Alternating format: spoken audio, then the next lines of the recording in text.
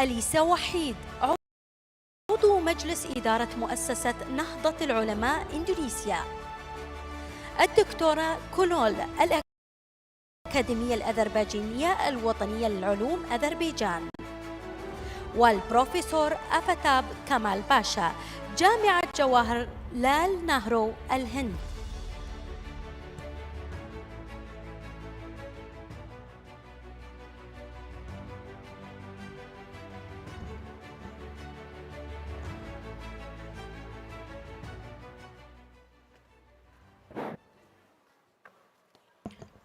Your Excellencies, ladies and gentlemen, I'd like to welcome you all to the 10th session of our forum today.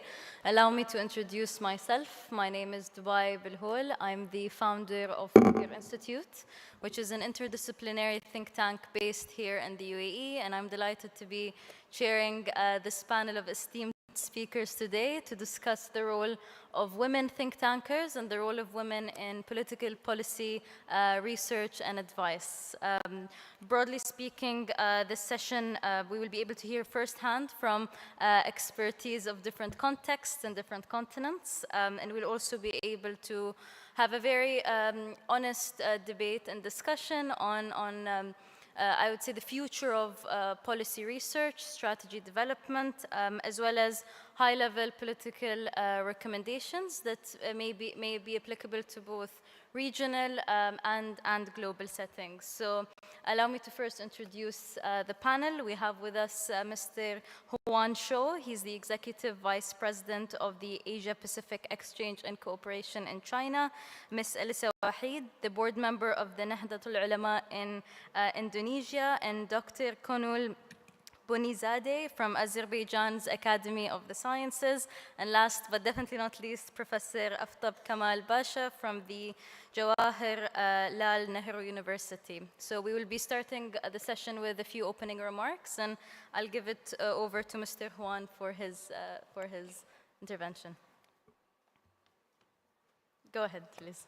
好，谢谢。我首先要感谢组委会确定了这个话题，因为在我以往从事智库过程中，第一次怎么样把女性在智库中发挥作用的这个话题提炼出来，我想是有着一个特别的意义。我们众所周知，智库主要是一个我们说做顶层设计，第二最重要的是在一个国家的大的一个对外和对内的一个战略定位上，在发挥一些作用。那么在这样的一个作用中，女性她扮演一个什么角色？我们首先要回归到智库，它在发挥什么作用？它们两者之间的一种关系上来讲，我来分享一下我的几个观点。第一个，当前的智库所有都聚焦全球的重大问题。而今天全球的重大问题，我认为主要是在两个层面。第一个层面就是我们如何解决一个可持续发展的问题，或者就是我们如何既解决，在联合国的千年发展目标中，就是如何解决贫困，一个如何解决可持续发展。而恰恰在这个问题上，我们全球有2位女性做得非常不错。一位是美国的格莱美Foundation， 它的创始人就是一位女性，叫苏珊。我们知道 Yolos， 就是这个应该是那个孟加拉的这位拿到诺贝尔和平奖的这个，当年他就从这个基金会走出来，他是他国际部主任。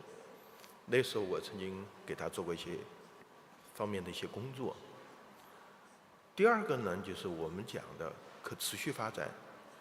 其实联合国今天派到日内瓦主持可持续发展的副总干事长也是一位女性，所以说我在想，女性在实现联合国千年发展目标中，无论在解决贫困，无论在推动可持续发展中，不仅仅来自于我们刚才讲的这2位女性，其实有很多女性在这个领域中发挥的重要作用。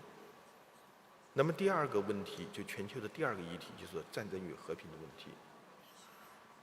在阿布扎比应该是卢浮宫在这儿建了一个。那么我们到卢浮宫，在巴黎啊这边我没去过的第4楼，有个非常著名的一幅油画，这个油画就是自由女神引领人民。其实为什么用妇女的一个角色，在表达对人民的一种自由的引领？其实全世界在表达战争与和平的时候，在很多层面上，实际上是在运用女性的力量，或者运用母爱的力量来表达到和平。所以说，我想针对当下这样的一个就是说全球关注的问题，女性她本身就扮演了一个角色，本身也演绎了这个角色的独特意义。那么第2个层面就是在政策的制定层面上，那么女性在面对的这几个政策的制定上，我们想它有它的独特性，也能发挥它的特别作用，甚至某种程度上在执行层面也有它的作用。因为在执行层面，对智库来讲，其实要承担着很多我们说的危机公关作用。其实今天穿梭在世界，解决到地区争端的时候，其实都有很多女性的特使，她们在解决世界一些棘手的问题。我这次参加这个会议，看到这个话题以后，我其实因为今天我们开幕式有印度总统给我们支持，今年我们 G20 会议是在印度，所以我昨天也向印度的 G20 峰会提出了个建议。因为 G20 峰会其中一个板块讲非政府组织在全球治理中怎么发挥作用，其中我把今天的我们的议题告诉他，我们希望在 G20 峰会里面，我们继续来探讨这个话题。那么中国文化呢，在讲了一个2024年进入9火运。9火运中最明显的特点，就强调一个女性将是未来世界的一个引领力的作用。那么我们想，我们今天这个主题恰恰与东方或者是中国文化找到一个惊人的吻合，它既是个巧合，同时它也许就是一种互动。我们希望未来在全球的治理上，在推动世界的和平与发展上，我们女性发挥更大的作用，借助智库这个平台。谢谢大家。Thank you very much. I think it's a very important point you bring up on the role of women in NGOs, as well as empowering women in NGOs and grassroots movements. I'll come back to you on that once we go into questions. I'll give the floor to Ms. Elisa. Thank you, Ms. Chair. Assalamualaikum warahmatullahi wabarakatuh. Good afternoon, ladies and gentlemen. For opening our discussions, I would like to share my experience in working in advisory roles and a think tank in Indonesia. We have 3 kinds of people globally. A person of ideas, a person of strategy, and a person of action. I am a person of strategy, so I would be talking about sharing about the strategies and how to work in a more effective way in think tank and policy making. For me, for my personal journey, I started this journey of working about 12 years ago. There are 2 sides of bringing women into policy making, advisory roles, and think tanks. The first one is personal capacity. Leadership is influence. And to have influence, you need to have trust by the people that you want to lead. And I learned about this quote that I really love. Without integrity, no one listens. Without trust, no one follows. So we have to make sure that we have the capacity to lead, to be able to come into a think tank and a policy making work. And the second one is about how to make sure that our work as women leaders in think tank and advisory roles are really effective and effecting changes. So for me, usually I would go with the framework that I learned from Professor David Elcott from New York University. He said that for a sustainable change, you need to work on 4 aspects. The first one is building a sense of urgency. So making sure if we want to bring voices of women, perspective of women, and women's experience in policy making, we have to make sure that we can build a sense of urgency on why we need women to be in that forum. And the second one is to make sure that we have the buy-in from other stakeholders within the think tank itself. Because if we get the buy-in, it will be easier for us to lead the change. And then the third one, something that sometimes it's forgotten, is about the capacity for change. We want to make sure that the women within the think tank also have the capacity to effect change. If we want to accelerate the change, then we need to have more skillful women within the think tank. And then, of course, the last one is about actionable first steps. Sometimes we talk a lot, but we don't. We have a wide gap between knowing and doing. This is the knowing-doing gap that we need to work on. So effective role within policy making institutions for women, mostly about personal leadership, and then to find how to work more effectively. But I always believe that we need women voices, women's perspectives, and women experience in policy making, because I believe that we can only achieve sustainable and just and peaceful society by bringing more women into the policy making. Thank you. Thank you. I fully agree with that. We'll go to the next speaker, Dr. Konul. Yes, thank you very much. First of all, I would like to thank Sheikha Fatima bin Mubarak. It's an honor for me to be here, and it's an honor for me to present my homeland, Azerbaijan, here. I'm from Azerbaijan, from the land of fire, and I would like to say some words about Azerbaijani woman. Who is she? Azerbaijan is the first democratic republic in the East where women were given the right to vote. It was in 1918. And women had their own journal, Light Woman, and they had right to include, to build young republic. And I think it was a respect.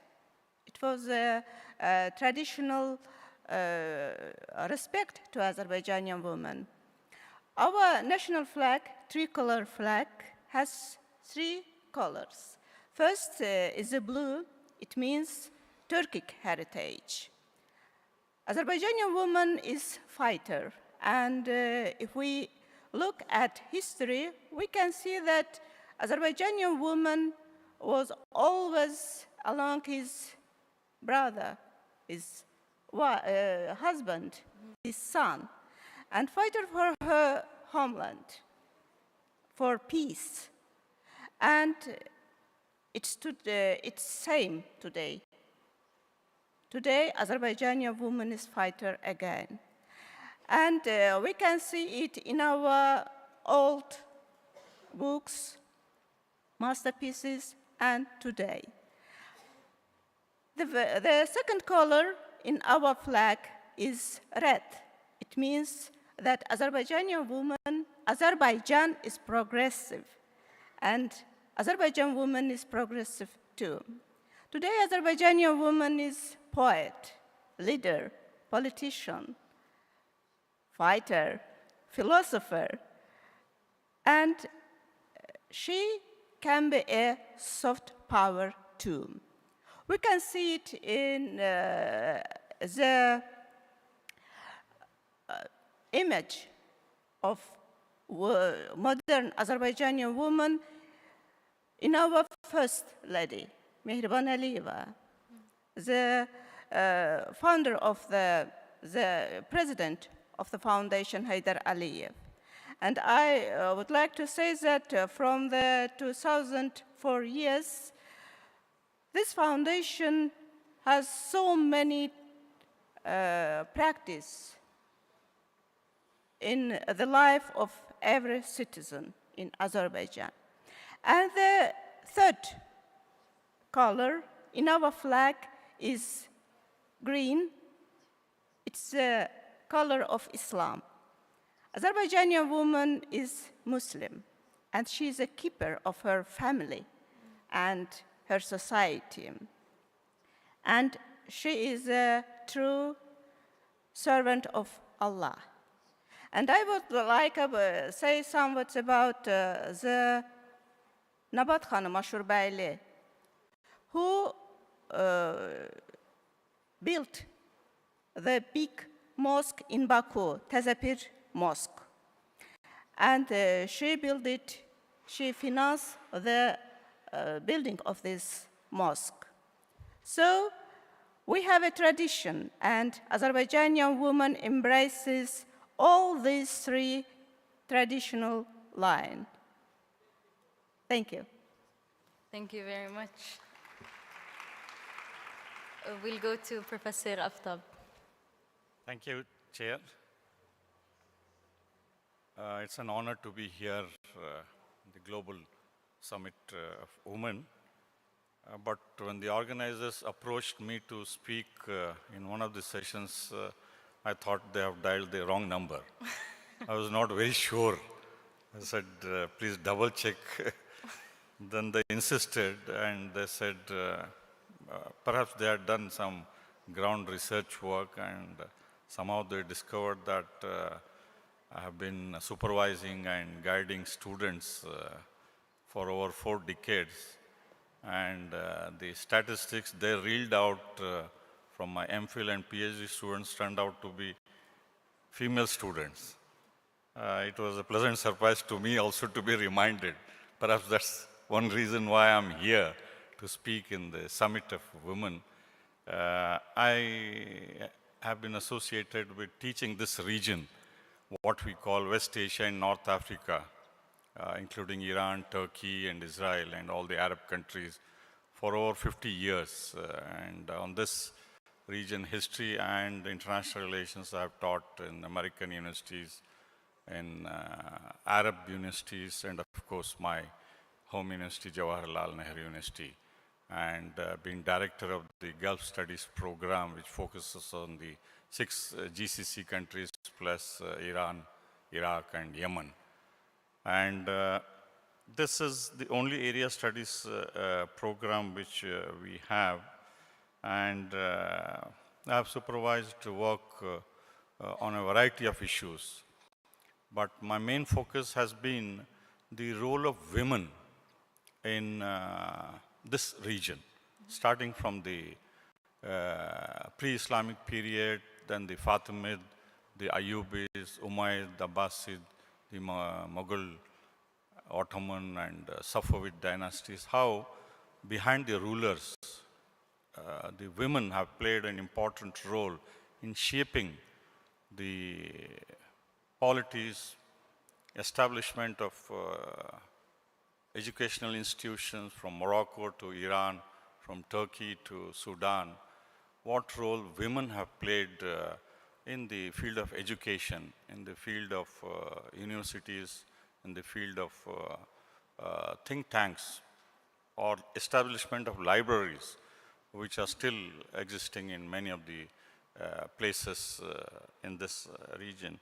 So many of my students have traveled to the length and breadth of this region of over 25 countries, researching, getting data, and bringing out new facts and establishing new ideas which have prompted some of these old institutions to diversify and work on new areas. And one link has been how India is related to this region, historically, culturally, through several civilizations, whether it is the Nile civilization in Egypt, or the Magan civilization in Oman, or the Dilmun civilization in Bahrain, Eastern Saudi Arabia, or the Assyrian, or the Mesopotamian civilization, how India and these civilizations shared their achievements in different fields, especially religion, education, culture, and philosophy.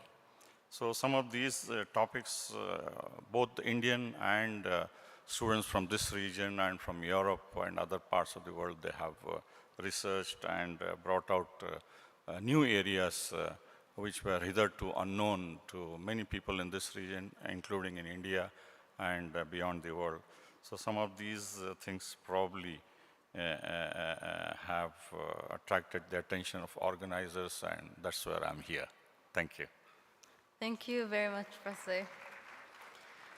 I wanted to start our first general question to the panel on a few challenges facing the think tank world globally. When we think of the global think tank scene, we see a very Western-dominated view of the world, a very Western-dominated view of understanding politics, of understanding women's rights, and while those frameworks work for a Western audience, it becomes largely problematic when it is imposed on non-Western contexts. It's almost as if we cannot talk about advancing women's rights unless we do them in the way that the West thinks we should do it. So how does that, I would say, ideological challenge, how does that inform or impact your own research? We can start with Mr. Wuhan.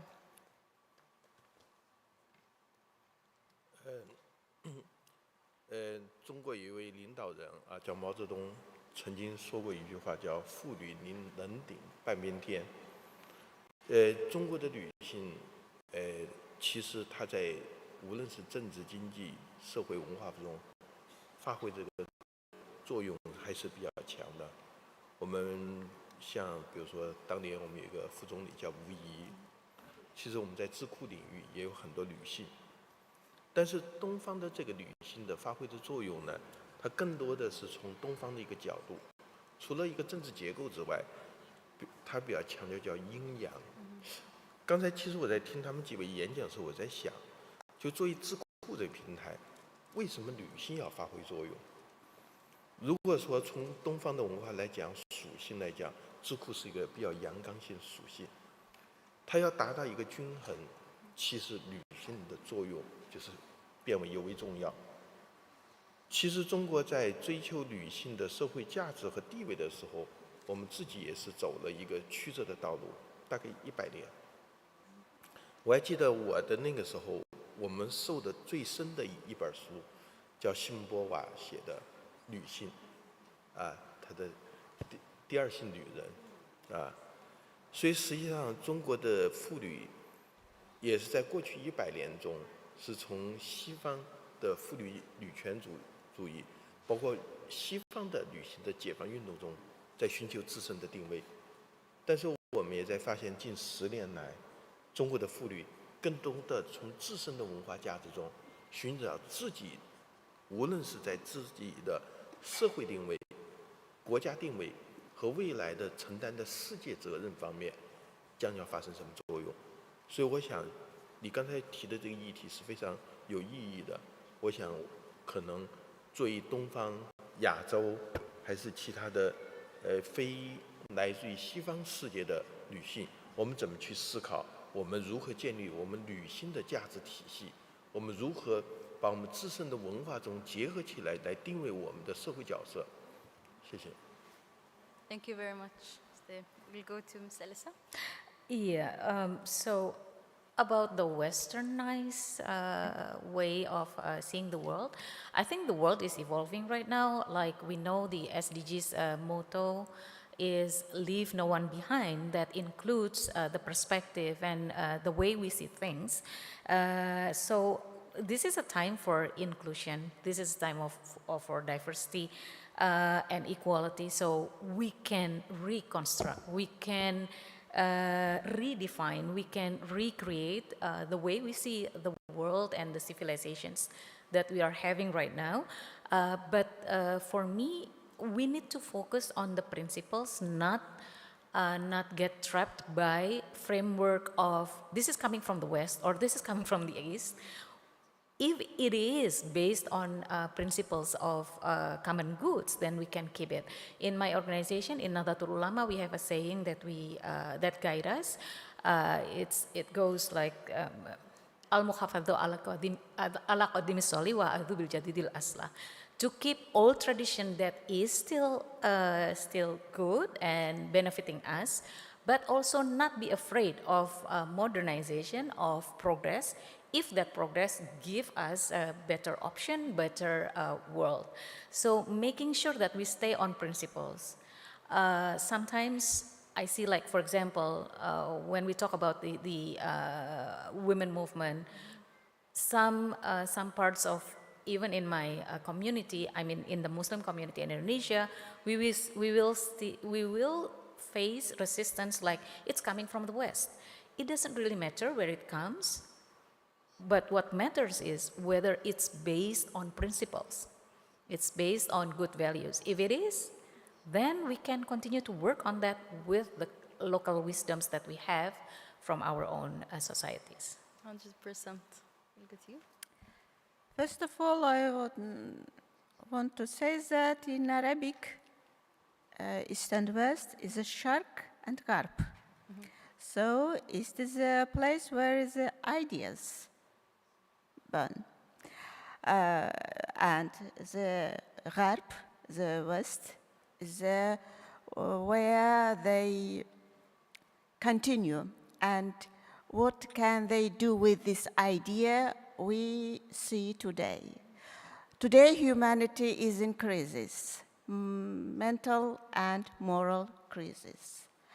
And the Werner Heisenberg, the famous theoretical physicist Heisenberg, said that today the human being, first time in the history, is face to face with him, and there is no partner, no opponent without himself.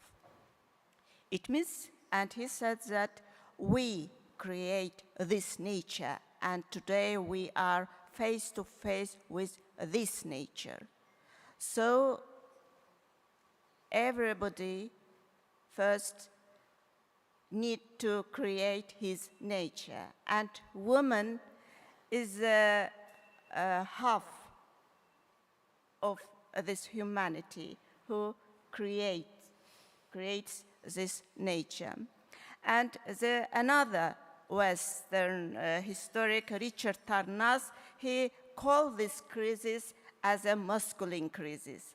And he said that one of the reasons of this crisis is why women were isolated from the life of humanity. She was isolated and she was closed and limited in her feminine personality. So, as Simone de Beauvoir said, she is only second sex. No, woman is not only second sex. She is a human being. She is who Allah created and taught her his names too. So when woman understood it, she can understood who is she. And it's only in the East, not in the West. Thank you very much, Professor. Yeah, you have raised a very fundamental question. The chair has raised such a profound question. It can be looked at from different angles. One is the world is in transition. It's in a political flux. It is no more a unipolar world.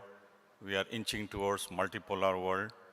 And in this, the old civilizations are slowly finding their way, whether it is India or China or other Asian civilizations, which were for centuries victims of colonialism and occupation.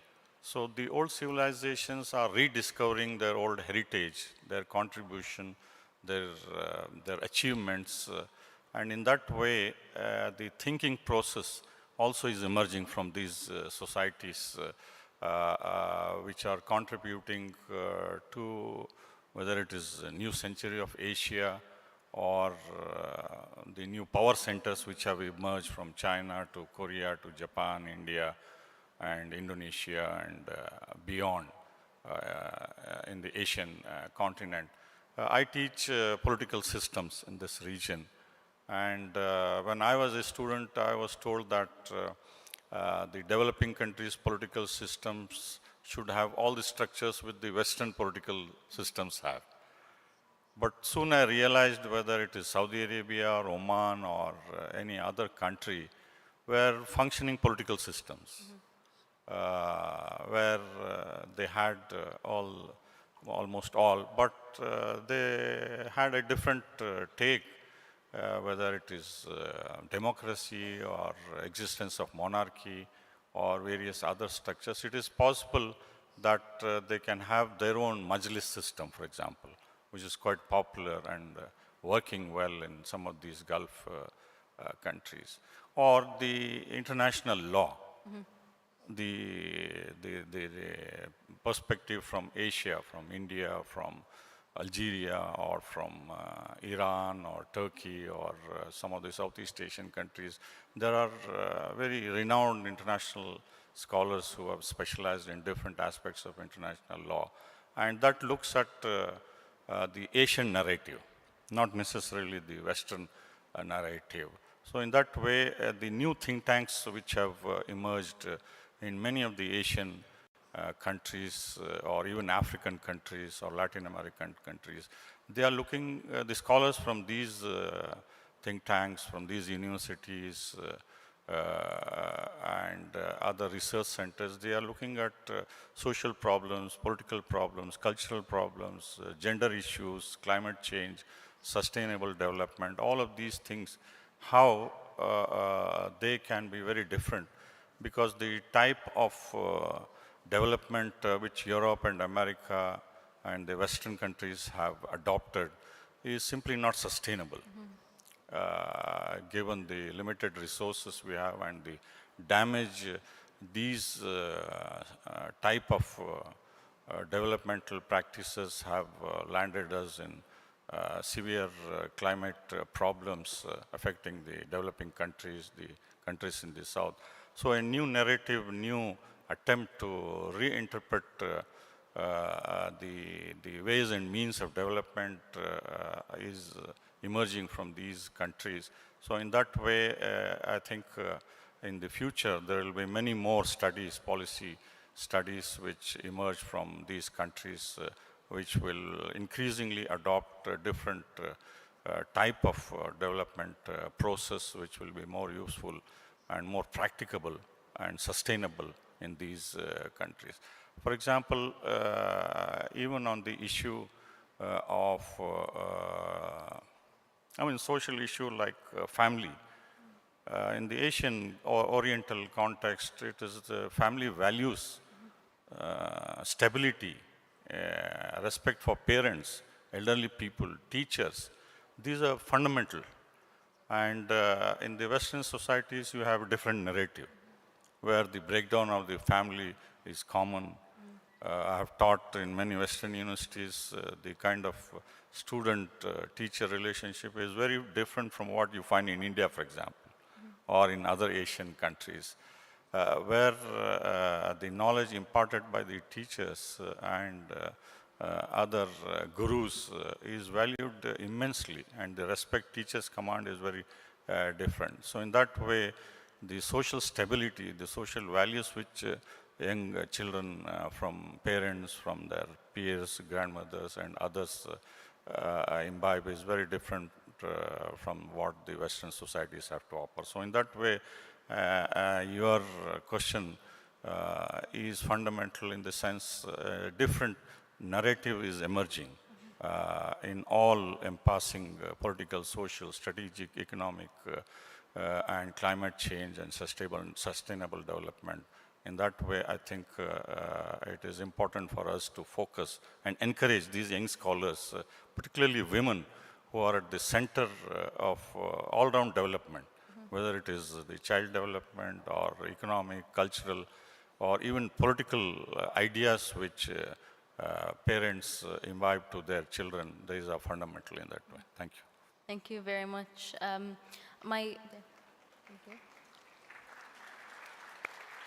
My second question is related to the debate on representation and quotas in specific. It's a very divisive issue when it comes to women's empowerment and women's rights. Advocates for quotas argue that they are necessary in order to break down institutional barriers that have stopped women from accessing fields like think tanks, policy, parliament. Debaters on the other side of the discussion argue that no, this evolution needs to be organic, it should not be forced, and that imposing quotas may further exacerbate the problem in the long run. So I want to ask you, is quotas, are they a good idea? Yes, sir. Thank you. 我觉得这个是个非常好的主意，尤其这一点对于中国女性来讲，我们应该不仅是向西方的女性学习，甚至我们还向印度的女性学习。就是我们知道，我们东方的女性很多的，除了关注家庭之外，她们比较注重在教育啊、文化，甚至慈善这个环境。但是一个社会的发展，毫无疑问，它的顶层设计是决定了这个社会发展一个最重要的因素。所以说我经常想，不仅女性的权利来自于整个社会的权利，来自于国家的走向，女性要更多的去发声。而这种发声，除了我们用传统的媒体，包括我们从其他的不同角度之外，包括女性的参政，参与到议会啊，参与到竞选之外，其实从智库的角度来提供顶层设计。这个顶层设计很大的程度，包括从立法的层面来讲，保证了女性的社会权利，所以这是非常重要的一点。我们也想借助这样的一个活动，其实也是呼吁很多女性参与到智库，通过这个智库去推动这个国家的整个的制度建设，包括它的法治建设，从而为全球的女性，包括全球的治理上发挥一个更重要的作用。Thank you very much. It is a very difficult question. In regards to women's representation, sometimes it's easy to be trapped into the debate whether there would be quotas or not, because right now we're seeing the progress on women's capacity to lead and to influence. But my question would be on another topic. Would we consider about quotas for people with disability? If we want to get their views on everything, would we put them in a direct competition without any affirmative action? If we would say yes, then we would have to say yes also to the representation of women in situation where the status of women are not yet close to the status of the male counterpart. If it's already in the same, like just a little bit of discrepancy, then yes, we can do like a open competition on the capacities and get them to participate. And I would believe that we would have many women eligible for that positions, because the access to all the capacity buildings, opportunities are in abundance for women in that area.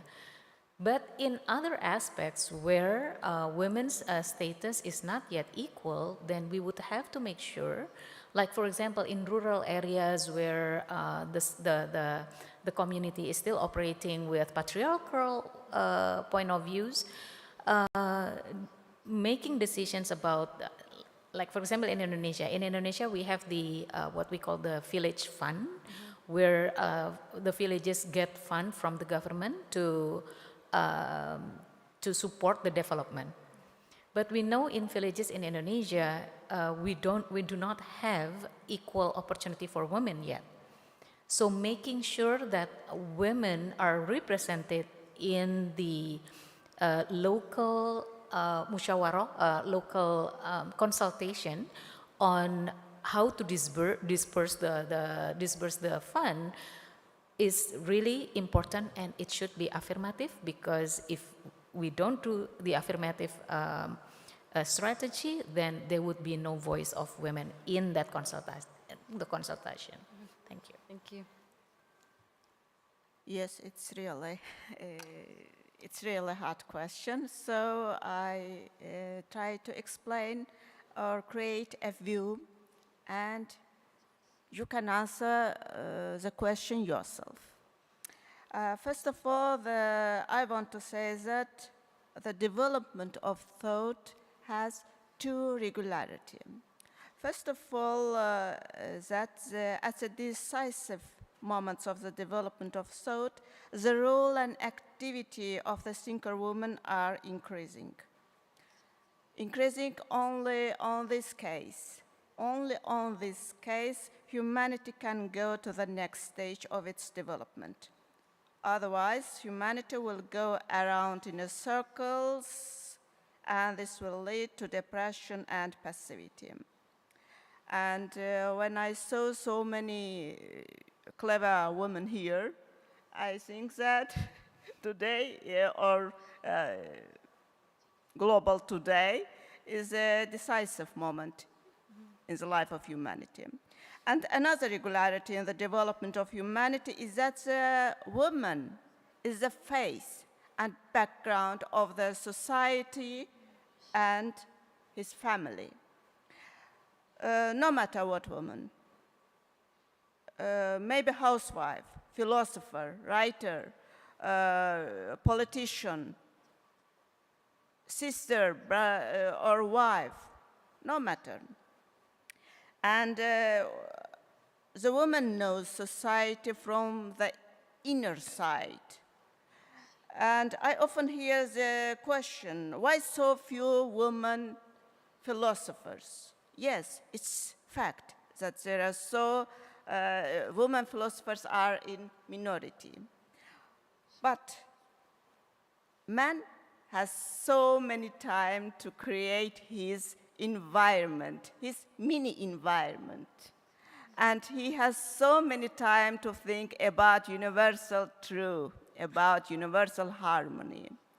But woman lives in real life, and she is the part of the real environment.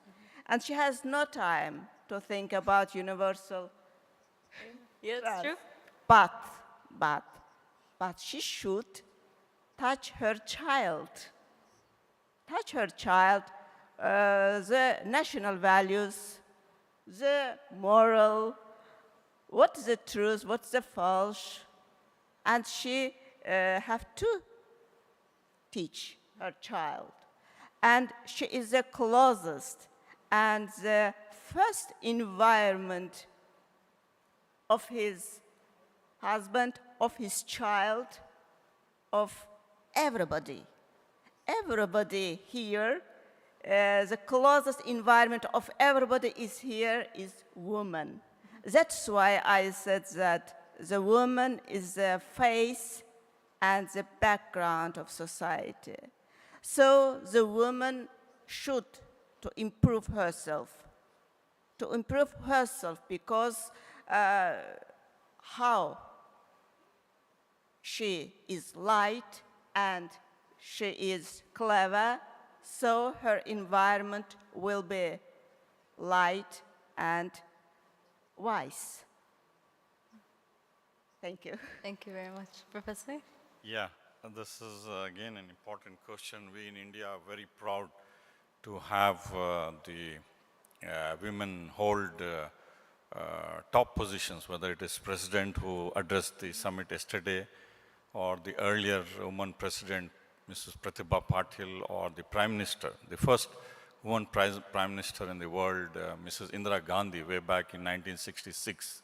It was later on Golda Meir became prime minister in Israel, and then Benazir Bhutto, Khalida Zia, and Sheikh Hasina, and Sri Mava Bandaranaike, and many others in other countries. We have had not only the Speaker of the Lok Sabha, that is House of the People, or the upper house by women who led the houses, but also state governors, state chief ministers. The first Supreme Court judge was from the southern state of Kerala, Fatima Bibi, first judge, and of course several ambassadors, vice chancellors, ministers, including IAS officers, foreign service officers, police officers, so on and so forth. All of them reached this top position without quota or reservation, purely on their merit. But the basic point how and why they reached this top position was the availability of education. For them, in many southern states, the level of education literacy is very high. For example, Kerala or Tamil Nadu or Karnataka. There is disparity between North and South India. The indicators in South India are far ahead in all of these. That's how we have the girls outperforming the girls, or the number of women teachers and leaders from South are doing much more better, and also because of the private institutions, Christian schools or minority institutions who have done exceedingly well. But in my own university, I have seen over the last 40 years that some of the students who were able to get through the quota, because we have reservation from backward districts, educationally deprived areas. And as a girl child, we also give 10 points out of the 100 points. So the girl child has been able to get much more representation and improve her skills, and went on to give leadership in administration, in journalism, in teaching, and so on and so forth. So in that way, in some areas, it is required, quota system.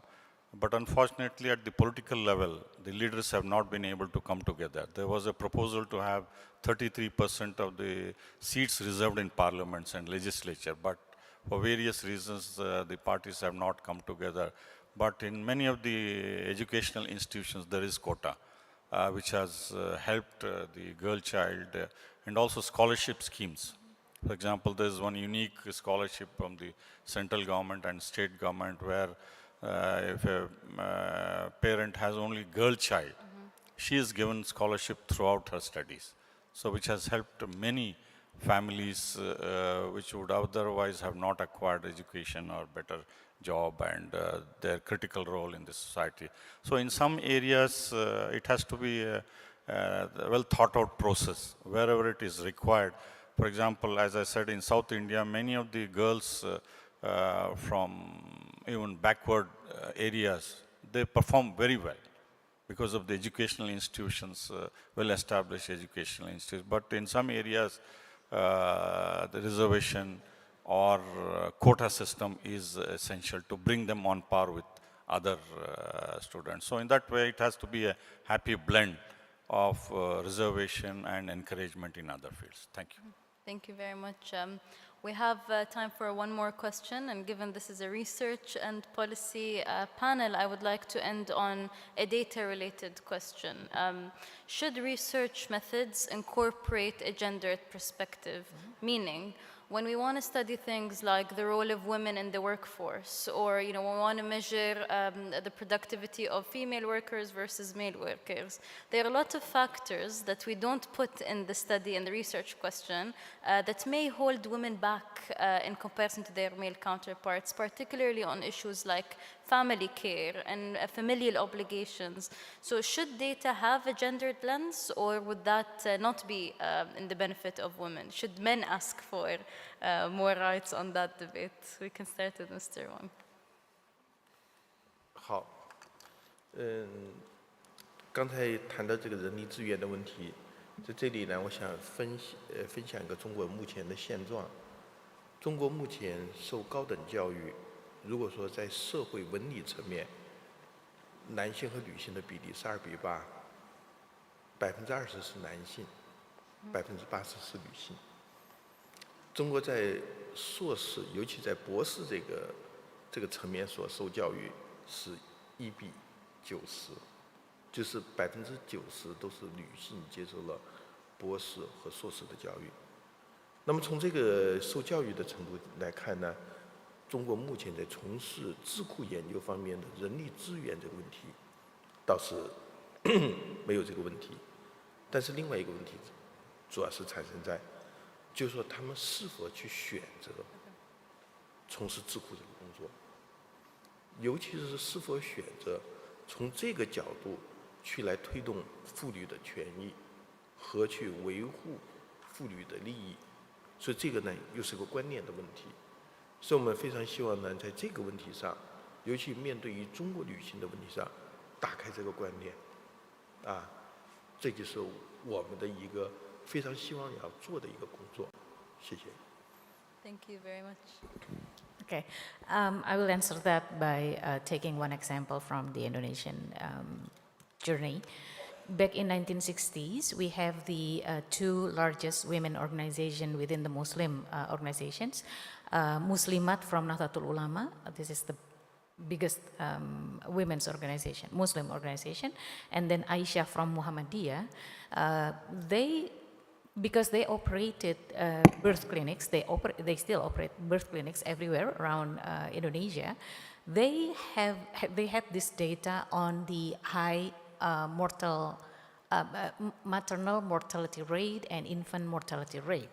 So they took this data up to the head of the leadership within their organizations and asked for responses from the ulamas, from the religious leaders, the male religious leaders.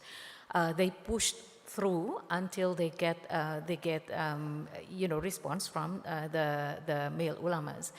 Because of this initiative, when the government of Indonesia started implementing the family planning and population control issues by Rio Declaration and then Cairo, the religious leaders in Indonesia were ready to support, and now Indonesian family planning program is acknowledged as one of the best, one of the success story, and religious leaders from all over the world are still studying about this involvement, engagement. That happened because the women gave the data without bringing in the experience of women, and especially the data from the forefront, from the field. It would be the policy making would not be completed, would not be complete, would not be comprehensive, and would not address the respective issues. So for me, data should be gender-based and had to incorporate women's perspective. Thank you very much. One ancient Greek scholars said that if you ask about the life of Aspasia, so you ask about half of humanity. Aspasia is the teacher of great philosopher Socrates and mother of rhetoric. So I think that if woman is half of humanity, but but woman is the mother of another half of humanity. So woman, as I said, is the closest environment of everybody. So woman is very important. But when I studied the history of thought, I saw that every clever man, every philosopher and man philosopher never denied the role and mind of a woman. And some of them had women teachers, as Socrates or Muhyiddin Ibn Arabi or Gottfried Leibniz. They had women teachers. And they discussed their ideas with women thinkers, women. And when I investigate the history of thought, I see that when another half of humanity, women, are limited, so it means that the half of the truth is unfinished and unrealized, dark. And it means that the truth is not completed. And I think that when I saw the image of woman in the history of philosophy, the statue of Venus of Milo, do you know, is a famous statue in the Louvre in France. The symbol of beauty, symbol of tenderness, woman, but without arms. And nobody can imagine her arms. And I think when a woman cannot think, cannot complete the other half of humanity, she is a Venus of Milo. So she needs helps herself. And when she helps herself, it means that she helps all humanity. Thank you. Thank you very much. Professor. Some societies are patriarchal. The male-dominated society, there are issues. So I would underline the significance of data. Data. Without statistics, it is very difficult to get funds. Unless you have data, concrete data, to convince the male decision maker, it is talking in the abstract. We need to have concrete data. So in that way, the facts and statistics are vital in order to gain or earmark funds for the development of women and female child in any sector for that matter. Of course, you have women teachers, doctors, nurses, so on and so forth, in many critical decision-making areas. Even in a country like India, many of the top posts are simply not given because of gender issues, gender discrimination. So in that way, if we have statistics, if we have data, facts, it will be easier to convince the other section of how important the role of women also is in a society if it is to be egalitarian.